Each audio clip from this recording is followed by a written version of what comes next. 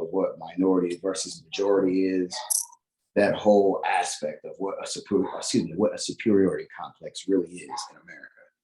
Even the whole concept of what Europeans did to Europeans to basically form what is called the American society, as in, hey, you came from Europe, but you want to come to America. We're going to do this thing called a melting pot where you're going to denounce your heritage and become American. We'll still give you some Eurocentric beliefs and viewpoints, but you're pretty much going to be the Americanized version of this Eurocentric concept, not where you came from. Yeah. And if you weren't fitting that, I hate to call it Nazi style concept of what you should look like, but it basically was, because even in the European aspect, if you had a little bit more melanin, or if you couldn't quote unquote fit the ideological viewpoint, you know what I'm saying, physically, you couldn't assimilate as it is, then you basically became that second class citizen, just like every other minority, colored folk, etc. Yeah. It's crazy the timing of these things. Man. Yeah. I don't really have much words to this. I appreciate the fact that people are waking up, per se. But that's it. That's all I got. All right, we're about to go live. That's all I have on that, sir. Let me check here. Let me check. Okay, so this is episode 47. All right, let me go ahead and, well, actually, before I introduce the podcast, well, I will introduce it, but also at the same time, I want to take the time out, not to start this on a sort of a somber moment, but I need to. So you know how you get caught up in life a lot, and you getting caught up in life, you sort of, what's the best word?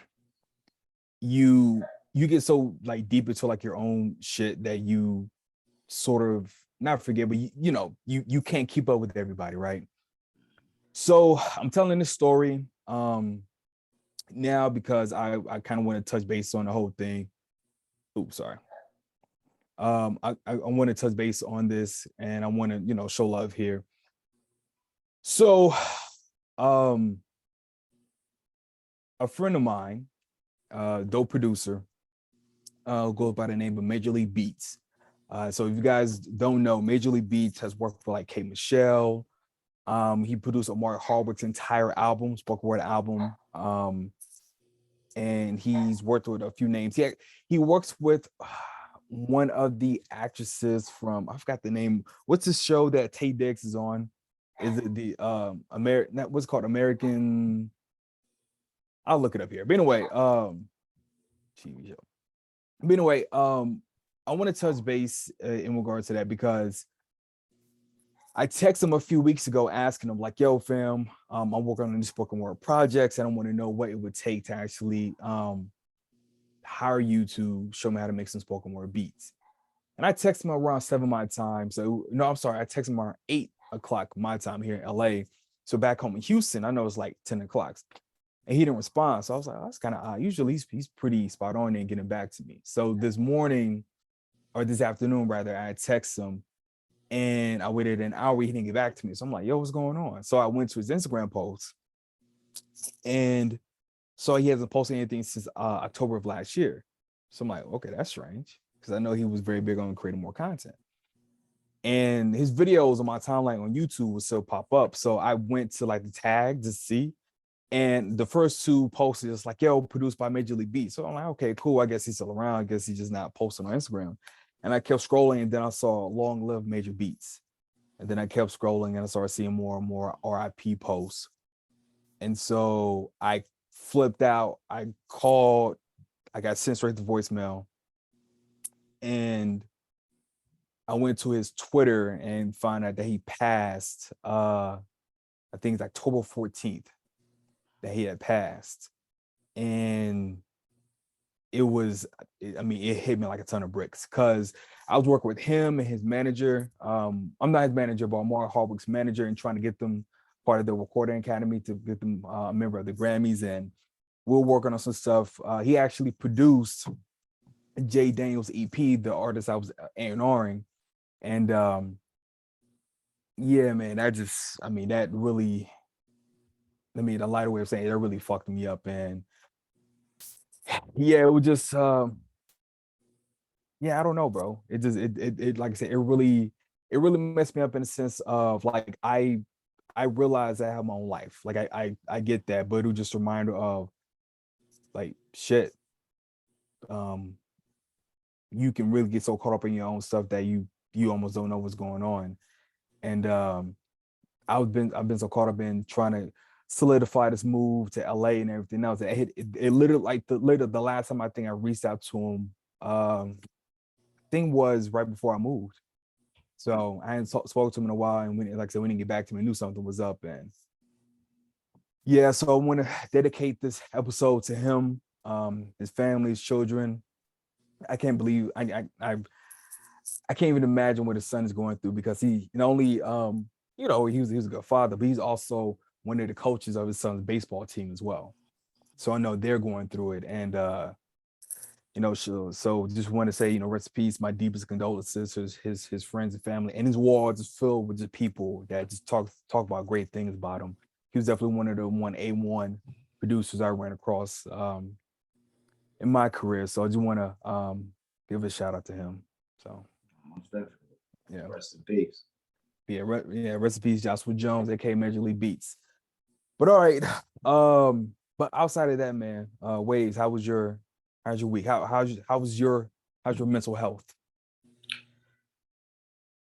I don't even know how to follow that situation. That's okay. So I'll say by the grace of God, I'm blessed. I'm waking up. So I thank God for that. Every time I can put my feet on this side of the earth, it's definitely a blessing. So you know what I'm saying, that for the one, you know what I'm saying. The move that I was telling you we were doing is done. So now it's just kind of getting stuff set up in the house. So that's a blessing. School is going as school goes. You know what I'm saying? Beautiful, awesome situations. I mean, yeah, well, we can talk about the good stuff. We can talk about, congratulations. You got your new house. Congratulations, you close to graduating. We can light up the mood. Yeah, I appreciate it. Now, 2023 is definitely starting on a beautiful note with regards to getting things done. The goals that we set are definitely being accomplished. Oh man. So I gotta touch base with you on that one about this whole goals thing. All right. So you guys know, I'm one of the few. So you guys know, like, we can go ahead and we're 47 episodes in, so we can finally say we know I'm bougie. We just know that that's Hanz. We don't have to sit there and sugarcoat. We know that I'm bougie. With that being said, I decided to bring in another business consultant for Room 380 because I really want to grow this business, right? So just sort of, I don't have a round of applause, but basically we did $40,000 in revenue last year, right? So yeah, so we did this. It is a team. It is a solid team of 4 of us now, right? And we're technically 5 with my assistant, right?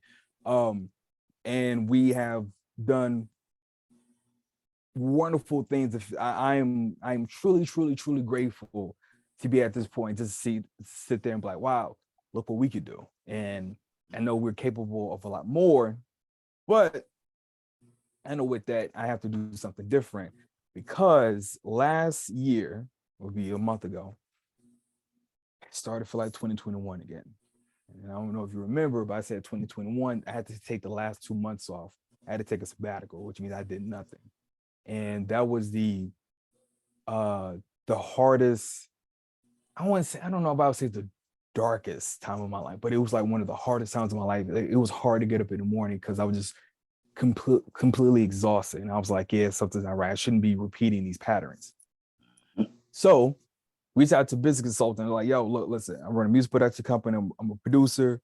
I have this, have that, and the third, but I don't know what I'm doing apparently. And I need to know what we need to do. So he said, okay, cool. So we set up and we listed all my goals. He was like, don't hold back. I was like, word, okay, cool. I was like, I want this, and that. You can't see it, but I have my vision board behind me. I was like, yeah, I want to go, platinum this year. I want to, 3 Billboard. I want to chart on Billboard 3 times this year. I want to do this and that, and right? I want this much in revenue and everything. He's like, cool. Yeah, okay, write it down. So as I'm writing down, I'm like, now let me chill. Let me see what's going on, right? So apparently, Waves, much like you, he is a big fan of Asana. So much so he has Asana, Monday.com. I think he has something else. That always project management tools. Hey, Monday.com is legit though. You know, I get all the commercials, but I'm so invested into Asana at this point. It's like I don't want to switch it because like I've gotten so used to it that it's like I don't want to have to relearn something else. So whatever, right? So we're sitting down and he's master project management, right? So we're going through, you know, we're listening to my goals. These are the times and this is the amount of time I need to do, and we're lining it with the calendar and everything else. Waves. We didn't even hit month 3, and I was just like, I've taken on way too much shit. I was like, no wonder I'm exhausted. There's no way I'm going to accomplish this in a year. I was like, no wonder I'm bouncing all over the place. I was like, yo, what the? Because here's the thing, and I want to get into that on today's episode, which is the time it takes to accomplish real goals, right?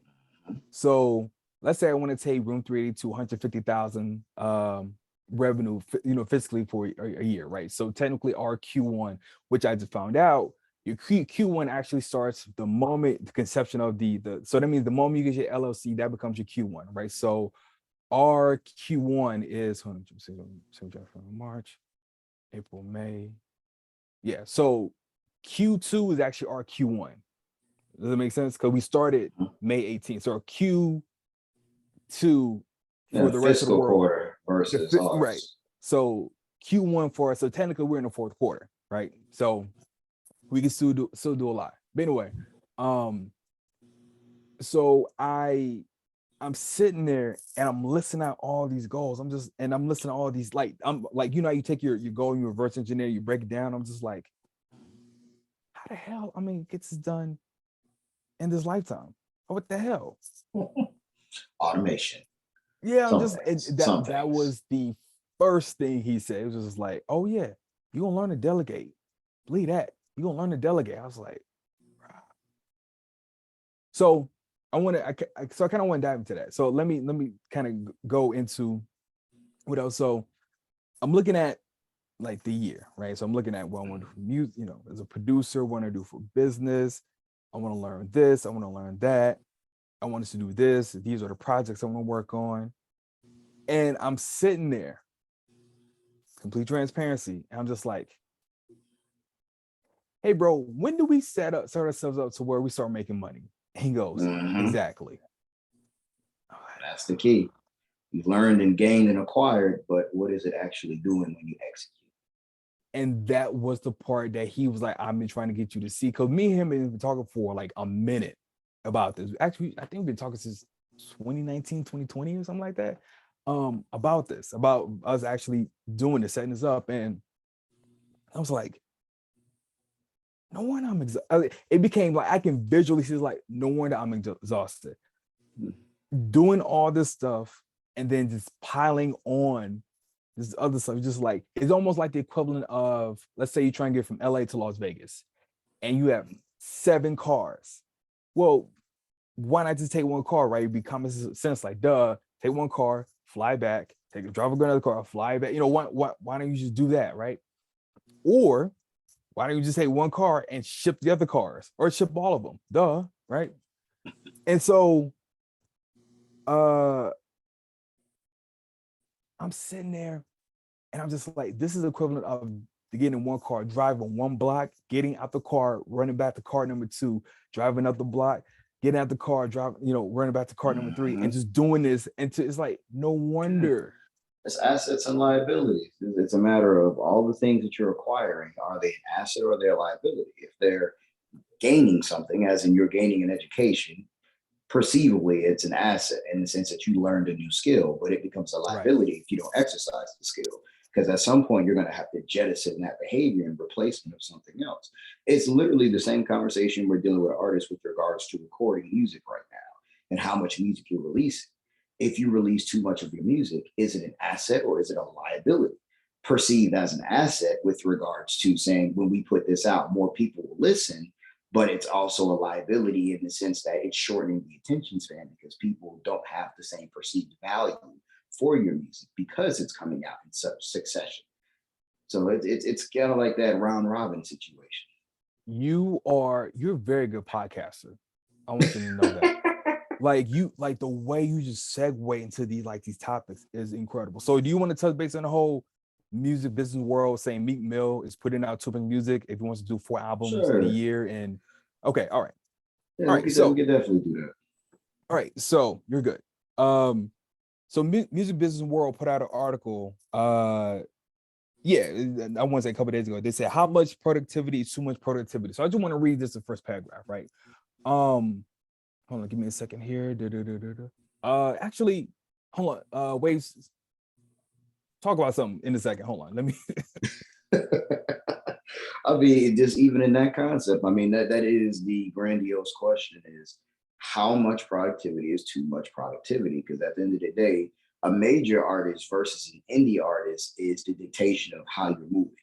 A major artist who already has Billboard hits does not have the same expectation as an indie artist who has the necessity to put out music on a constant basis because they're trying to fight through the ether. Meek Mills doesn't have to put out 4 albums.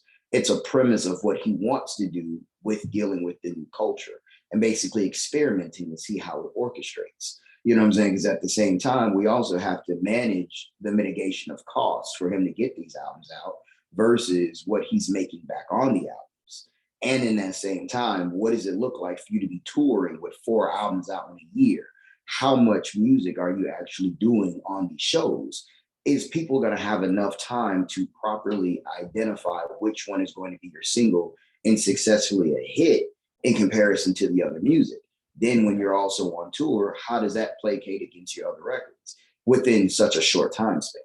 So this actually leads to a meeting I had with an artist and his manager because they wanted to, we were trying to figure out what kind of situation we wanted to in regards to me producer form, right? So there was either he can use the budget for like 1 single and push in regards to marketing and everything else, or he could hire me for a year and we can come out with a certain amount of singles every month or every quarter and use that as a build up to like his main single, right? Because we were looking at a pretty nice budget.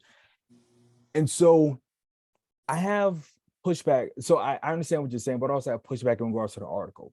And what I want to say is, well, one, I guess the overall question, like, what's wrong with releasing 4 albums in a year if the consumer is consuming a lot of music, right? So that's the first question. But the second question, which is, fam, if you do this,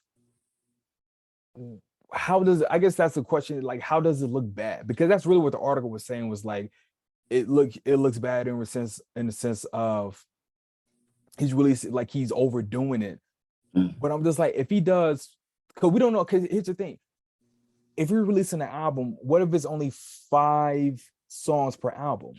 You took what I was about to say next. I was saying, what if you release 4 EPs that technically constituted 1 album? 1 album. Not necessarily 12, 13 records, but that's how you tricked the game. What they're talking about 9 times out of 10 is releasing 10, 12 tracks per album. And it's like how Chris Brown did about a year or so ago, where people were saying, well, only so many records were actually hot. You know what I'm saying? And a lot of the other records were B-sides. But it's like, mind you, artists used to do this like let's say late 90s, early 2000s, like Tupac, for a perfect example. When you saw, and not my saying that he was releasing music at this time, but when you see, like, right, when you would have those Zeros doing the same, there's a lot of artists doing that, exactly. You know what I'm saying? So it's like, that's not impossible, but mind you, it still wasn't 50 records. You know what I'm saying? But you get the point that I'm making. It's plausible in some capacity because the nature has been done. It's just a matter of how you manage the circumstances. But I would say 4 albums is excessive in a year for an artist of his caliber. I'm willing to push back on that. And here's the reason why. So I think for Nas, we're looking at an album or almost 2 a year at this point since King Disease 1, because he has King Disease, KD1, KD2, then he had Magic, now he has KD3. So for his caliber, wouldn't that be, because we're not talking about like some upcoming MC. We're talking about like one of the top tier MCs of Mhm. all time doing this. And I'm not the biggest Nas fan, but I really like this output. Granted, I Right. really like the music, but I really like this output. Like I have like my favorites in all the albums. So is it too much output just in general because it's like, oh, you're overwhelming me? But what if everything they're putting out is a banger? Because I can play all his albums front to back. These last No, four. most definitely. So honestly, you could even at his caliber, he could release an album at the top of the year and an album at the end of the year and close you out. And you've been thinking about Nas all year because what happened in the middle of that year is you were listening to single 1 and 2 on album 1, single 3 and 4 on album 2. So there's at no point of the year that you didn't think about Nas. That's Right. effectively smart. But the difference in that situation is if both his albums were 10 records, you know what I'm saying? In that instance, you're talking 20 songs, 4 singles, you know what I'm saying, throughout the course of a year. That's strategically fine, mathematically speaking. You know what I'm saying? When you consider what they used to do in the 90s to the 2000s, you'd have roughly before an album dropped, 3 singles leading the whole year, and the album might drop in December. Or it may drop, maybe may have a single drop in the summer leading through the end of the year, and the album drop top of the new year. You know what I'm saying? Like those were behaviors that we dealt with. Now the behavior is, oh, because people consume music so much, we're forgetting that we control how people consume. You know what I'm saying? When you look at, and this is why I love TV. TV never changed for the public. TV made the public change to how they wanted to navigate the system. You never see a TV show drop 3 or 4 episodes unless it's like a streaming service all of a sudden within the same week to keep up with the people because new shows are coming out. CBS doesn't decide, oh yeah, let's drop this new show with superhero whatever, and all of a sudden here's the first 3 episodes with the pilot on Friday. They don't do that. They drop pilot episode, here's next episode, and they have a set schedule. And you get with the situation because you know you want to watch the show at the end of the day. You're excited about it. You wait that weekly value. We lost the perceived value of music many, many moons ago, which is why we keep going down this rabbit hole of chasing what the consumer wants versus making the consumer chase us. I'm telling you, as soon as we got to that whole digital MP3, P2P file sharing and lost that whole pirating war, that changed everything for music. Whereas video stayed on the ass. See, the thing, the reason why I disagree with you in regards to we lost value in the music, I totally disagree. I think people value music a lot more now today, especially having the ability to find it. Like if I want to go listen to New Orleans bounce music all year, But that's the point. People will go find music, but people do not value it enough to put the expense behind it. And that's the difference. Corporate value versus personal value. People want to get paid for their art, not just be artists. So the business has to make sense. There's a reason why Hollywood has a foot on the consumer's neck, no matter how you look at it. Disney, CBS, Paramount, you know what I'm saying? When you start just looking at streaming services, the brands, Apple, you know what I'm saying? Amazon Prime. When you start considering how many studios they're buying, they drop an original movie, then drop an original series, but you don't see this stuff on DVD, but you're paying through the streaming service. A movie like Avatar hits the theater, they break 1.89 billion. Why? Because they know you're going to come see it because they're going to set it up as such. They got they have their foot on the consumer's neck and they're not going to let up. Music is different. So-and-so has to drop an album to stay relevant, has to drop 4 albums to meet the consumer's demands. Notice the difference. Film does not give a crap about the consumer's demands. They work on their schedule. The consumer moves to their beat. It's 2 totally different production schedules. I can make an album in 24 hours. I can't make a film in 24 hours. But it's not a matter of how long it takes. It's the perceived value of what you're watching. You can make this film, and that film, it take a month and it'd be complete trash. You could take an album and take that same month and make one of the most fire albums in the world. But guess who's going to get the sale? The video, not your music. Why? Because they understand that this now mind you, here's the trick to it. When you consider who's over here liking what Waves is talking about? Shut up. Now think about it like this. If you look at Netflix, a video would be on Netflix for a licensing fee for a period of time. Guess what your music does not do? Get pulled off a DSP unless somebody at the DSP says, oops, we dropped the ball. 9 times out of 10, that music is there. There is no perceived value with regards to making the money. The consumer looks at it as a commodity, as a it's a lot of music out there. I like my favorite artist dropping this album, but I don't need to go buy this album. It's on Apple Music. I don't know if I can agree with you as a producer. I understand what you're saying, but I don't know if I can agree with you as a producer, because then I have to, for me to agree with that, it means I have to accept that what I do sometimes is futile, and I'm not rolling with that. Maybe it's an ego thing, but I'm not rolling. I get what you're saying though. Haven't you seen all the uptake of people talking about, hey man, listen, you can have 1 million fans on Instagram and 1 million records in sync, or you can have 9 fans on this and 100 songs on sync, and guess what? You still making money. Being quiet don't mean being broke. Everybody's pushing the sync. Why? Because they understand that in sync, people are paying. They're paying for the license. We talked about this the other way. Who's buying the catalogs? Not the labels. All these enterprising companies, all these mass conglomerates. Don't get me wrong, Universal's out here buying up catalogs. But at the same time, you have all these other big corporations, these shadow companies, you know what I'm saying, that are buying these particular catalogs in wait for the what? The metaverse, the VR, the advent of whatever else is going to happen with the internet, but the Ready Player One concept. But if you're saying that in regards to that people are buying, paying massive money for catalogs, you can't say that there's no value for music.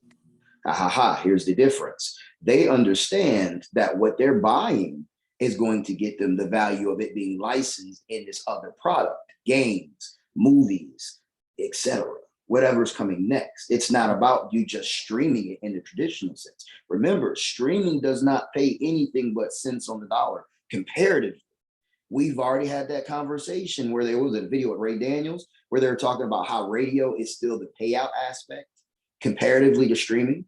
So right then and there, you have someone who's in the industry telling you where the money is. But as someone who's had, hold on, let's see, Beach, Touchdown, 4 songs on the radio in his career, I got to ask, have royalty statements. I'm not really that impressed. I hear what you're saying, but But were they not the knocker situation? No, they're not hit. They wouldn't hit records, but they were in. I had one that was in rotation for an entire month.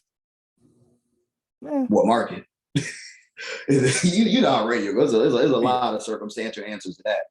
You know what I'm saying? But the situation basically becomes capitalism 101. Where is the money based on the consumer psychology? If we understand the consumer psychology and what they value and what they don't value, you'll start to notice what is getting purchased and what is not getting purchased. Music is not getting purchased. We have general resurgences of things like vinyl, you know what I'm saying? But in the traditional sense, music is streamed primarily.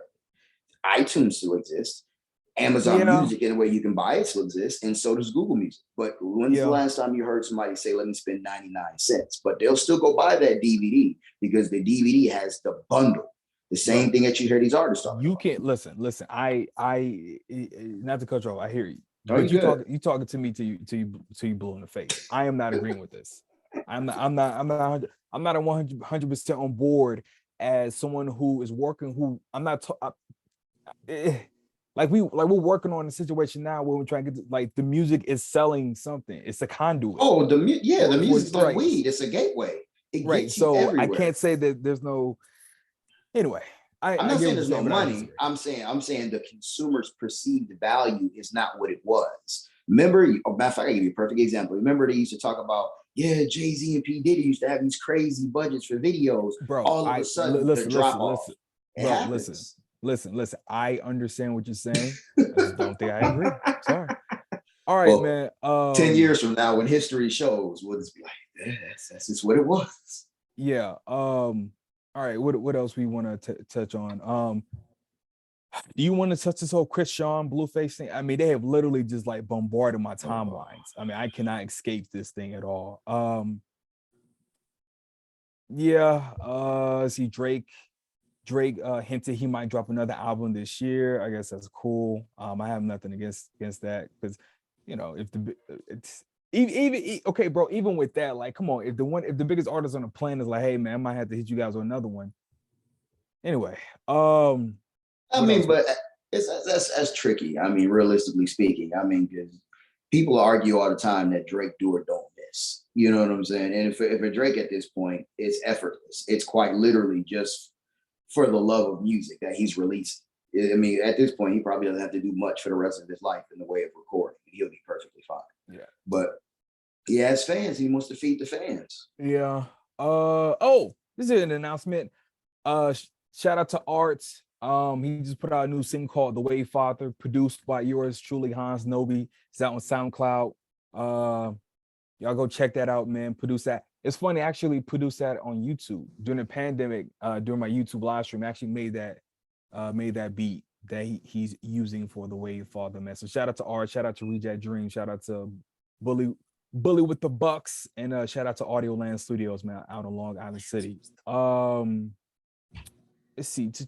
Oh, that's another thing I want to touch base with you on. So is Wendy Day saying that Atlanta is still not the Mecca of new hip hop and R&B? Like, am I hearing that correctly? Yeah, am I hearing that correctly? I just want to be sure that I'm hearing that correctly, because if Atlanta is not the new Mecca, right, then who is, and what city has it? So Toronto, London? We'll take this with a grain of salt with regards to him, because this is all in point of interpretation as we hear, you know what I'm saying, and as we watch these videos. So my interpretation in that situation, as she was stating that it was, and my standpoint on that situation is that there's plenty of cities that quote unquote have artists, have talent, but at the end of the day, what's running the market is the internet, because people are popping out of any and everywhere at this stage from all over the world. But if the artists that are popping out on the internet have ATL in their bio, wouldn't that still just isn't that just reaffirming that Atlanta is still the new Mecca? The new Mecca. The question becomes, here's the circumstance. That's like saying I got LA in my bio, and all of a sudden LA is the popping spot. Am I from Atlanta, or did I just move here because it was a matter of a resource? But the reason why you moved there is because it's the Mecca. That's proof. That's proof of my point. If that was the case, you would have moved there in the first place. Not necessarily true. I mean, circumstantially, people have moved there under the perception of the guys. But there's plenty of artists out of that market that have not blown up, that's been doing it for years. Yeah, everybody chases the resources. But the reason why you moved there is for the resource. This to sit there and say that it was because everything moves to the internet. It's like, but you moved there just like I moved to LA because LA is one of the Meccas. So that's what my now. The other thing about the internet you have to be careful about is, falsified information. So a lot of people will put things in for geotagging purposes. So you can target that market and demographic, but you're not technically there. So that's why we also have to be very, very cautious about who's saying what. And we got to actually check if people are doing what they're saying, because the internet, I have you thinking somebody's out somewhere and they ain't doing no type of legwork in that market space. Yeah. I'm still waiting for you to prove this point. What's that? I mean, let's be all the way honest. I mean, what artists are coming out of Atlanta right now specifically that would constitute it as the new Mecca versus LA, et cetera, beyond what we already know? Well, in regards to hip hop, you have a better feel on that, because I'm so involved in trying to prove that R&B is not dead. I mean, I've been like involved in those conversations, going back and forth with people on Twitter. Like, that's all I've been doing all weekend is like, R&B moved to the UK, but R&B is dead. Well, hold on, which one is it? Nah. And that's the thing that goes back to what I said a couple episodes ago. I feel like, and I think this is an American thing, and I could be wrong, but I feel like society here is conditioned to have a myopic view on the world. Like, well, if it's not hot here, it's not hot everywhere. It's just like, but that's because I'm working on something, America's the market. No, America's the market everybody wants to come to. You know what I'm saying? So of course, people will perceive if it's not here. You remember, we used to talk about artists from the 90s, like Onyx and them will be performing everywhere else, and they're still going, making money, but they don't have a cut record here. It's like Jason Derulo. All of a sudden, he has this record that's basically going off at the World Cup. And you're like, what? Jason Derulo does what? I thought Jason Derulo was out basically doing something else. He's like, nah, bro, he been still cutting records. People literally disappear out of the American market, and the hubris of the American people will say, oh, they fell off. You know what I'm saying? Like, I was looking at a video on YouTube. They were talking about the dancer. I can't think of what her name is right now. I apologize, but she's from the Sean Paul I'm Still in Love video. Yeah, I saw that. Yeah. And they're basically talking about how many other things that she's basically choreographed up till now. And it's like, yo, that's crazy that that's the same person and he didn't make the correlation. You know what I'm saying? But people, like you say, people go quiet. That don't mean that shit ain't going on. They just not necessarily being completely public about it. Listen here. What else? What else we want to touch base on before we jump off? Oh, is it time for another Hanz Nobe rant? Do you want to say anything? Because I'm about to get into this whole loop maker conversation. I'm about to get in y'all ass. Like, it's like the gloves are off. I'm about to get in y'all ass. I'm not dropping any names, but I'm gonna say enough shit to let y'all know. Y'all better say out my damn inbox with these damn loops. I say real quick, I said, man, watch your streaming money. Apparently, per Music Business Worldwide, companies out here getting hacked. Streaming money getting pulled. So that's nothing. That's nothing. No, I mean, but listen, it's nothing for some, but for people who's getting them getting peanuts and all their money is invested in streaming worldwide, it'll turn into a little bit of an issue. Cryptocurrency, T-Mobile got hit, hacking's getting real right now. Shout out to Deezer, shout out to France. Thank you for the coins. That's all I gotta say. All right, let me before we jump, let me get in y'all ass. Okay. So let me tell you the post that inspired this rant before I go. All right. So DJ Pain One, you guys don't know, he's produced for hella people. He's produced for like Jeezy. I think he did something with Lil Baby, and I think he did something with Polo G. Then when his loops got on the Polo G album, but he posted something on Twitter, and I'm ready to get into it. And I've said something about this last year, so I'm gonna say something now. He said, loop makers are sending us cymatic samples, splice samples, chopped up Michael Jackson records, and then talking about I own these samples 100%. If you use them, include them with me, with a weird arrow at the end. Okay. All right. Now listen. I realize that I am an entrepreneur. That is my position. I realize that I'm in a business where it's 80% business and 20%, music, right? I totally get that. And I've had enough OGs tell me, if you flip the way you think about things, you'll make more progress, and they were 100% right. But coming to think about a business first, usually that what helps propel me to the next thing. But at the same time, what started this whole thing was I'm a creative. I am a producer through and through. I cannot go a day without making a record, writing a song or something. That's just who I am, right? So I get that. Let me tell you something about you. Y'all get on my nerves. Shout out to T. She just clear it through me.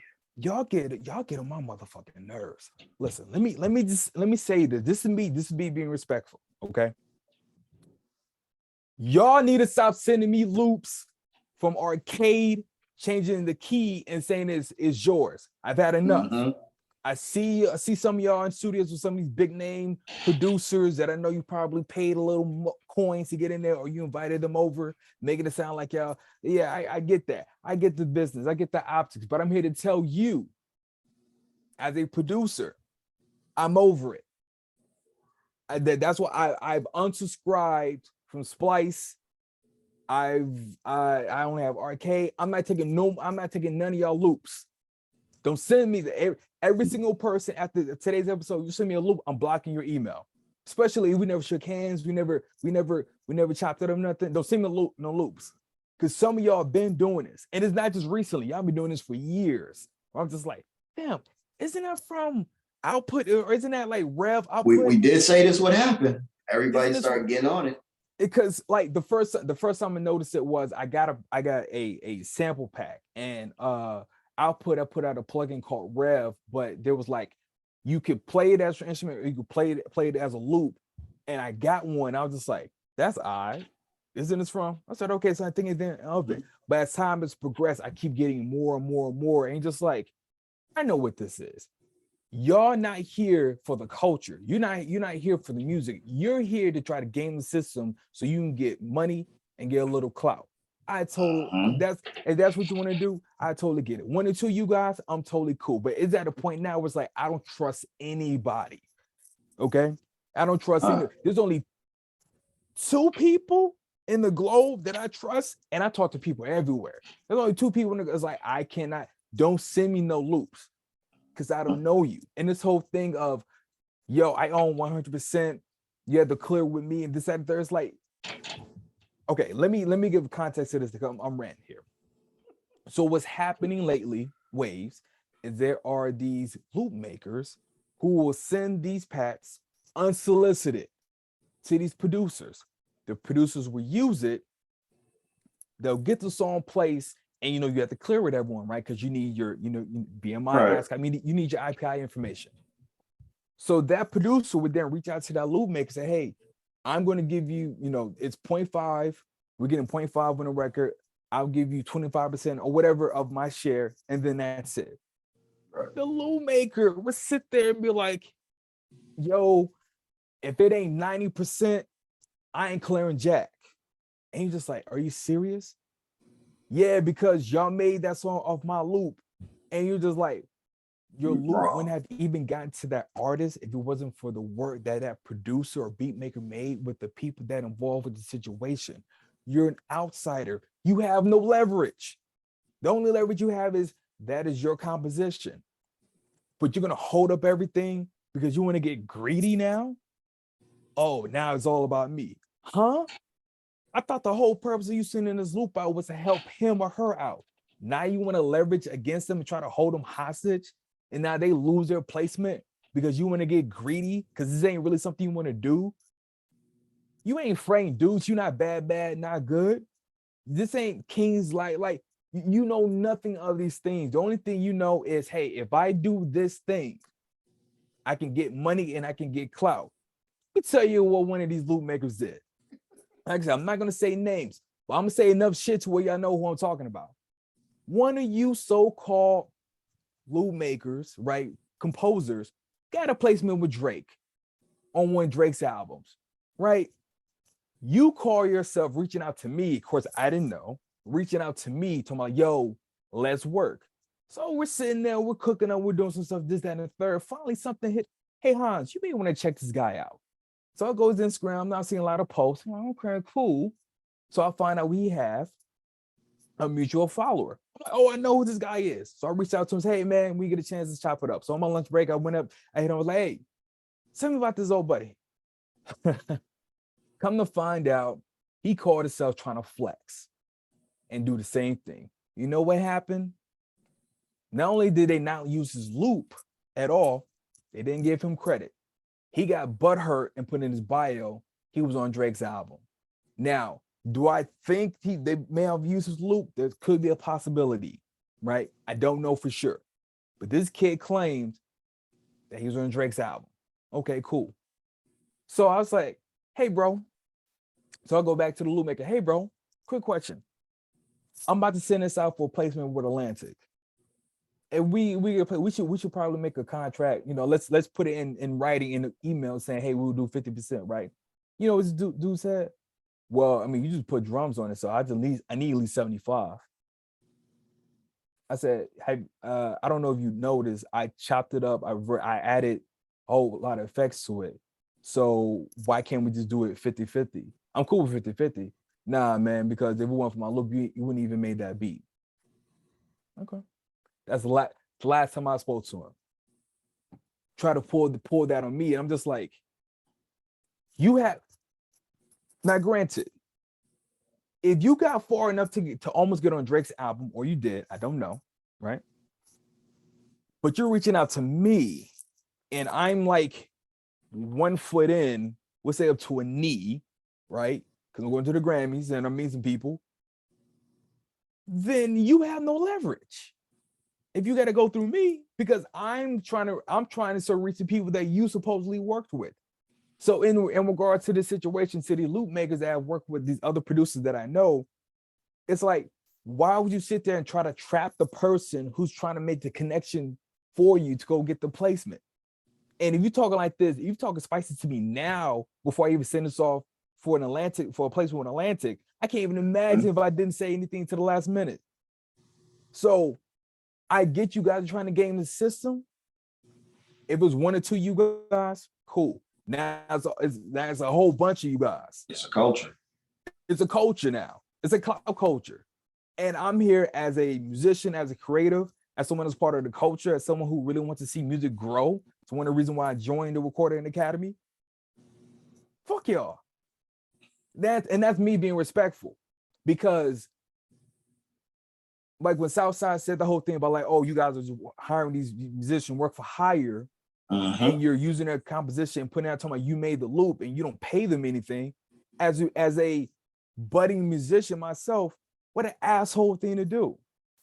And it's not just a little one. It's some of these big loop makers that I didn't have connection with. That, I mean, I'm on their email list. I'm like, fam, this is on Arcade. You didn't compose this. This is not even, if you had a sound pack and that was on Splice and you was like, yo, fine. But that's not what's going on. What you're trying to do is you're trying to game guys like me and trying to trap us so you can go get, and it's like, but if you need me to make the connection, why are you trying to leverage this to go get a bigger percentage when you wouldn't even get that connection without me? So that's that I'll try to end my rant here, but I really do not fuck with y'all anymore, like at all. I don't care how great you play the piano. I don't care how great you play the cello, the piano. I do not play the piano roll. If we have not had a conversation about working together, do not send me loose, because, and the person listening to this can have real intentions. How about doing this with me? How about actually building a rapport with me, talking to me? Let me know let me know you working on something, right? That's it. And also to the loop makers I work with, shout out to Sean Houston. Shout out to there's an A producer. He just got a placement with Larry June. I announced that information to him on Larry June's album. That felt really good to announce that to him. He had a placement on Larry June's album. And shout out to this other kid who I will not say his name just yet, but me and him were working on some stuff. And that's it, man. But I mean what I said from the bottom of my heart as a producer and as someone that's part of the culture. Fuck y'all. That's it. I'll say and this. That's me being respectful. I'll say this, adding to your point, it's honestly only going to get worse. The reason why I say it is because that's just like the game Last of Us, how they now have that TV show on HBO Max. You have the director from the original game basically saying like, yo, wait a minute, I didn't even get credibility on this. Like, no one credited me with regards to this, considering how much work I put in on the original game, et cetera, et cetera. So it's becoming worse, not just for us on this level. It's becoming bad for everybody across the board. One, because it's a circumstance of money, you know what I'm saying, with regards to credit equals payout. And at that same time, when you consider the streaming dollars, depending on what the measured value is per streaming service, how many people have their hands in this thing called the credits? You know what I'm saying? How many people all of a sudden need to find themselves at awards, and how many people need to get these payouts? Imagine a movie wins an Oscar and like the costume designer runs up there and be like, y'all wouldn't have done this without me. It's like, but that's the point. Literally, that's what's happening, in the sense that it's for people who actually did put in the work. They're not getting the credit. And then you also have that other side of people coming in trying to play the hustle, trying to figure out how they can get their hands in. It's getting crazy. Man, listen. But it's on all sides. But yeah, that's it, man. I know it's been a while since I had a rant, but I had to get that off my chest, man. Shout out to all the loop makers who are really doing it for real. I feel bad for you guys. I'm just want to let you know, like, I didn't even get into the whole J. Cole type beat situation, how J. Cole used that kid's beat and had him uploaded with his vocals on there so he could sell the beat. I shout out to him for doing that. Of course, they took it down, but like, one of these days, again, you're not supposed to name names, and I'm not doing it, but I'm going to, like I said, y'all got to chill. Like, do this. Like, if you can do it for real, but don't come up here on some bullshit trying to, because you're making it hard for everybody for like no reason, like for a couple of dollars. We did. We had this conversation some months ago. Ever since that backpack era started, we started seeing some real shaky behaviors. And this is all stemming from cultural transitions. You got people now using sound packs from programs that are available to anyone and making a shift change in a key. All of a sudden saying, oh, well, let me pitch correct this, or let me put this in front of this, or let me take this and reverse it. And all of a sudden now it's mine. Nah, player, this is not traditional art where you can make it transformative and legally do such. What you're doing is now creating derivatives of an existing record. You're going to find yourself in a situation, and then you have to ask yourself, what type of license are you dealing with when you're using these sound packs? Because at the end of the day, if you're not using it as the intended purpose, you aren't necessarily being applicable to the license. You may find yourself in a legal situation. It's tricky. Well, I'll let them figure it out. But anyway, shout out to everyone who, chimed in on the live stream. Yeah, I think it's next. Yeah, so next Sunday, we won't go live because we have something. What do you have going on? Are you going to be in the? No, I'm going to be at the event. Yeah, I'm just popping up at an event out this way. That's they're trying to network and make things happen. See what beautiful things we can find. And shout out to John Woo, man. Like I said, I really love what y'all got going on over there at Louisville. I don't know if I'm ahead of the curve or not, but I think Louisville is going to be a hot spot for sure. If not, it's going to be one of the few hot spots. They just got a grant for $65 million for a building here called the Louisville Gardens. They're about to turn that over. Well, they're about to renovate it and turn it into a giant film, music production, office space. Like it's basically going to be that next circumstance similar to Atlanta and New Orleans, stuff like that. So I'm sorry, did you say Atlanta was the Mecca, but then you use Atlanta as a reference? Just want to make sure that happened. I didn't say Atlanta was the Mecca. I said in reference to. Don't try to cross the words. Don't try to cross the words. I'm a communications major. I don't play that. Anyway, shout out to everybody. This is episode 47 of the Capitalism in Our podcast. Y'all be easy. We see y'all. Yes, sir. Black. We will see you guys in February. Love. Peace. God bless. Yeah.